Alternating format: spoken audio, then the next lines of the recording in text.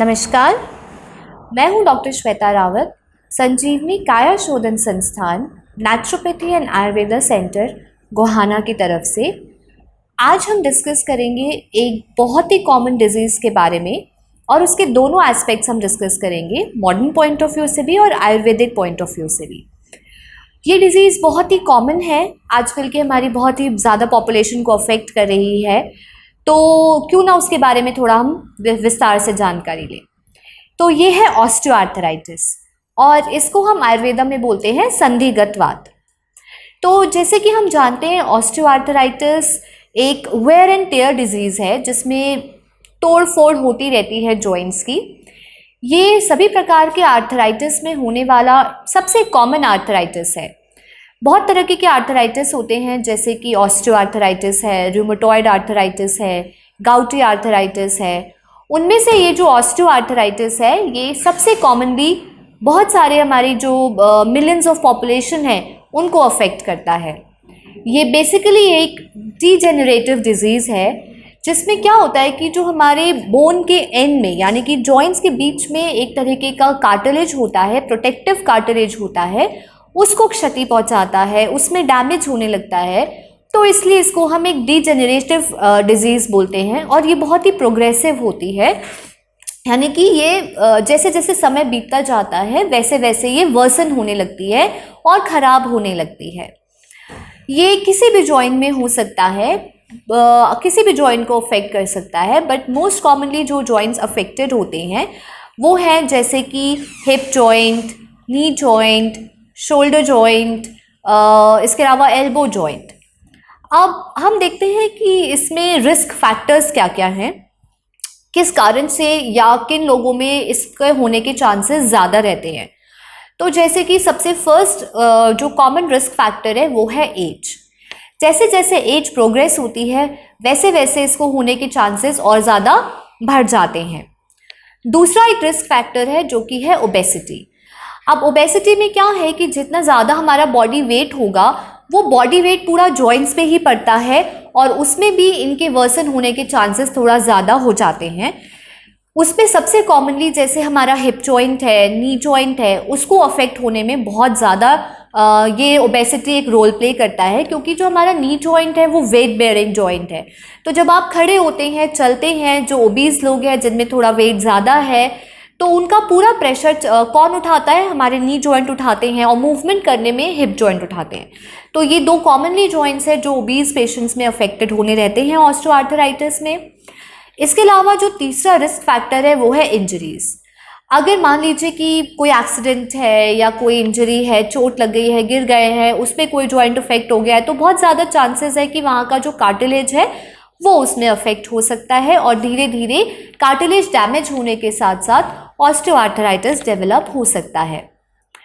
चौथा जो हमारा रिस्क फैक्टर है वो है repeated stress on the joint.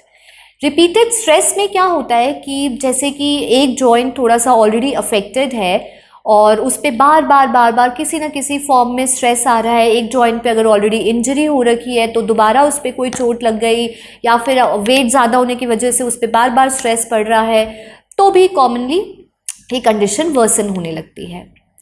अब हम देखते हैं कि इसमें सिम्टम्स क्या क्या आते हैं। तो जैसे सिम्टम्स में जो फर्स्ट सिम्टम है, जैसे कि पहले मैंने आपको बताया ही है कि जैसे जैसे टाइम बीतता है ये डिज़ीज़ वर्सन होने लगती है, टाइम के साथ प्रोग्रेस होती रहती है टाइम के साथ, इसीलिए इसको प्रोग्रेसिव डीजेनरेटिव डिजीज़ भी कहा जाता है। तो इस पर जो सबसे पहला सिम्टम आता है वो आता है पेन का। इसमें क्या है कि जो अफेक्टेड जॉइंट है वो मूवमेंट के दौरान या मूवमेंट के बाद उसमें बहुत ज़्यादा पेन यानी कि दर्द होता है। सेकेंडली स्टिफनेस की इसमें शिकायत मिल सकती है, यानी कि अकड़ाहट जकड़ाहट भी हो सकती है उस जॉइंट में। स्वेलिंग हो सकती है, यानी कि इन्फ्लेमेशन होने की वजह से शोथ, जिसको हम आयुर्वेद में बोलते हैं, उसको हम स्वेलिंग बोल सकते हैं। टेंडरनेस होता है, टेंडरनेस यानी कि जो अफेक्टेड जॉइंट है उस पर जब हम छुएंगे, प्रेस करेंगे तो पेन फील होता है, तो छूने से पेन होना इज टेंडरनेस। इसके अलावा क्रेपिटेशंस हो सकती हैं।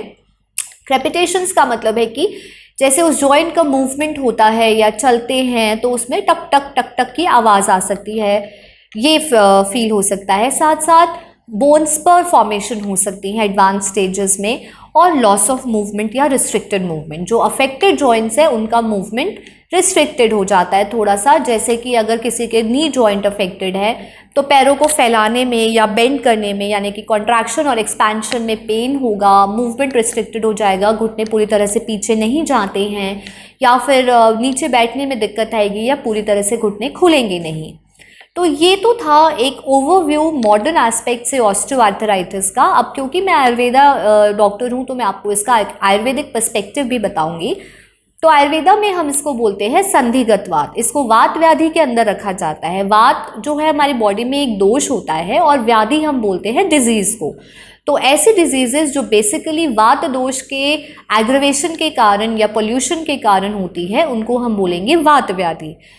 तो इसमें क्या है कि इसमें भी हम ये देखेंगे कि इसके पॉजिटिव फैक्टर्स क्या हैं। अब क्योंकि ये वात के बढ़ने से हो रहा है, तो ऐसे सारे पॉजिटिव फैक्टर्स या ऐसे सारे रीजंस जो कि वात को बढ़ाते हैं वो इसके भी पॉजिटिव फैक्टर्स माने जाते हैं। जैसे कि अतिरूक्ष भोजन, यानी कि हम कॉन्स्टेंटली, एक बार नहीं दो बार नहीं, कॉन्स्टेंटली हमारे लाइफस्टाइल में बहुत ड्राई नेचर का हम फूड इनटेक करते हैं। जैसे बहुत ज़्यादा बकव्हीट है, कुट्टू है, ज्वार है, बहुत ड्राई चीज़ें हम पूरे अपने दिन भर के मील में शामिल करते हैं।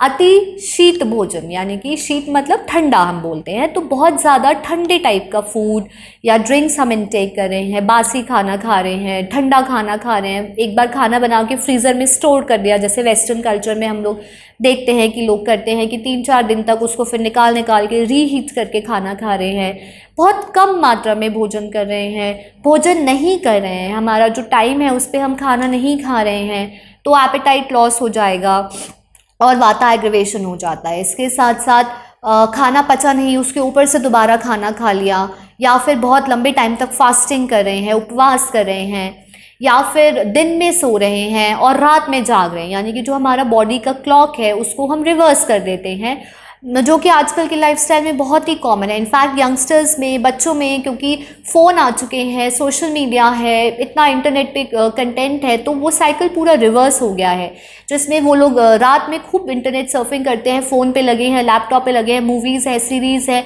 और फिर क्या होता है कि साइकिल जब ख़राब हो जाता है तो फिर दिन में सोते हैं। इससे क्या होता है कि हमारी जो बॉडी के नेचुरल दोषाज हैं वो इम्बैलेंस हो जाते हैं। तो ये हो गया। इसके अलावा अति शोक, यानी कि बहुत ज़्यादा चिंता करना, बहुत ज़्यादा डिप्रेशन, बहुत ज़्यादा एंजाइटी है, बहुत ज़्यादा स्ट्रेस हो रखा है, तो भी ऐसा होने के चांसेस रहते हैं। तो इन सब कंडीशंस में क्या होता है कि जो हमारा वात दोष है बॉडी में वो एग्रवेट हो जाता है।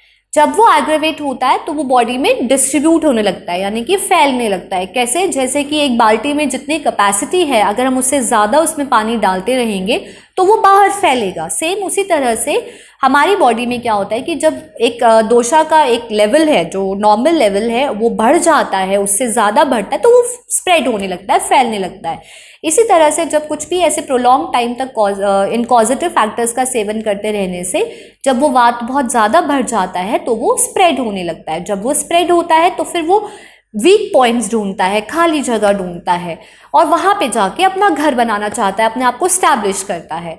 तो इस केस में क्या होता है, क्योंकि कुछ हमारे जो रिस्क फैक्टर्स हैं या पॉजिटिव फैक्टर्स हैं, उनकी वजह से जो हमारे जॉइंट्स हैं वो वीक पॉइंट्स होते हैं उस केस में, तो वात को वो मिल जाता है और वो उन जॉइंट्स में जाके अपना घर बनाने लगता है, स्टैब्लिश हो जाता है, और वहाँ पे प्रॉब्लम्स क्रिएट करने लगता है। तो उसकी वजह से जनरलाइज्ड या लोकलाइज्ड किसी भी तरह की प्रॉब्लम्स फेस करनी पड़ सकती हैं। अब हम बात करते हैं आयुर्वेदा में इसके सिम्टम्स क्या बताए गए हैं। तो शूल यानी कि पेन। तो इसमें जो अफेक्टेड जॉइंट है, जो संधि है यानी कि जॉइंट है, उसमें पेन होना बहुत ही कॉमन सिम्टम है। जकड़ाहट होना, अकड़ाहट होना, जिसको हम मॉडर्न साइंस में स्टिफनेस कहते हैं, इसके लिए बहुत ही एक स्पेसिफिक टर्म दिया गया है, वातपूर्ण द्रुति स्पर्श। यानी कि जब हम अफेक्टेड जॉइंट को टच करेंगे तो ऐसा फील होता है जैसे उसमें अंदर एयर भरी हुई है, ऐसा वो स्वेलिंग फील होती है। तो ये इसके कॉमन सिम्टम्स हैं। अब हम देखते हैं कि आयुर्वेदा में इसका मैनेजमेंट क्या है या ट्रीटमेंट क्या है। तो देखिए, बहुत सारे ट्रीटमेंट्स हैं जो आयुर्वेदा में इसके लिए किए जा सकते हैं और बहुत ही अच्छा रिजल्ट मिलता है, मैनेजमेंट मिलता है, और इसको हम बहुत अच्छे से कंट्रोल कर सकते हैं, इसका प्रोग्रेशन भी रोक सकते हैं। तो वो जो ट्रीटमेंट्स हैं बहुत सारे हैं, जैसे कि अभ्यंगा है, फिर स्वेदन है, जानुवस्ती है, पत्रपिंड स्वेदना है, इसके अलावा जलौका है यानी कि अग्निकर्म भी एक ट्रीटमेंट है, रक्त मोक्षण जो कि जलौका के द्वारा किया जाता है वो एक ट्रीटमेंट है। तो वैरायटी ऑफ ट्रीटमेंट्स अवेलेबल है। ये डिपेंड करता है कि आपके डॉक्टर के ऊपर कि वो क्या ट्रीटमेंट चूज़ करते हैं आपके अनुसार, आपकी प्रकृति के अनुसार, आपकी डिजीज़ के नेचर के अनुसार, आपके बल के अनुसार। तो इसमें बहुत सारे फैक्टर्स हमें माइंड में रख के तब ट्रीटमेंट प्लान करना पड़ता है। बट जो कि हम यहाँ पे संजीवनी काया शोधन संस्थान में भी इसका इलाज करते हैं, बहुत अच्छे ट्रीटमेंट्स करते हैं और बहुत अच्छे रिजल्ट्स पेशेंट्स को मिलते भी हैं। इसके अलावा अगर आप घर बैठे कुछ इसके लिए करना चाहते हैं तो मैं आपको एक बहुत ही अच्छी रेमेडी बताती हूँ कि नॉर्मली अगर आपके पास कोई भी तेल अवेलेबल है, बेस्ट होगा कि आप तिल का तेल प्रेफर करें।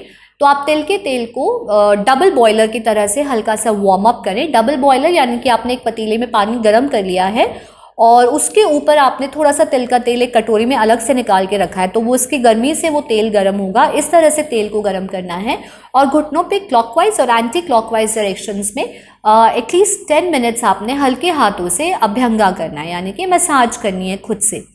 उसके बाद जो एक पतीले में आप पानी गर्म कर लीजिएगा अच्छे से और उसमें टॉवल को अच्छे से डिप करके उसको स्क्वीज़ करके उससे उस पर सिकाई करनी है। तो इससे आपका ब्लड सर्कुलेशन इम्प्रूव होता है और जो वहाँ पे पेन है, स्टिफनेस है, स्वेलिंग है, उसमें भी बहुत आराम मिलेगा। इसको लगातार सुबह और शाम 10-10 मिनट का टाइम देके आप एटलीस्ट 15 डेज़ करिएगा। उसके बाद एक हफ्ते का गैप दीजिएगा, आपको इसमें बहुत आराम मिलेगा।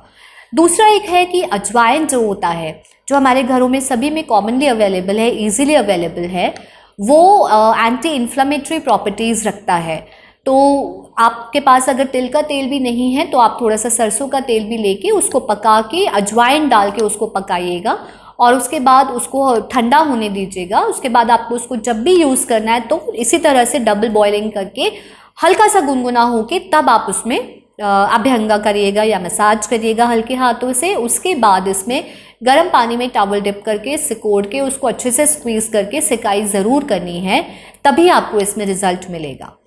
तो ये था कुछ थोड़ा सा जानकारी आज के टाइम में होने वाली एक बहुत ही कॉमन डिजीज़ ऑस्टियोआर्थराइटिस की, उसके आयुर्वेदिक पर्सपेक्टिव की और आप कैसे मैनेज कर सकते हैं घर पे उसके बारे में।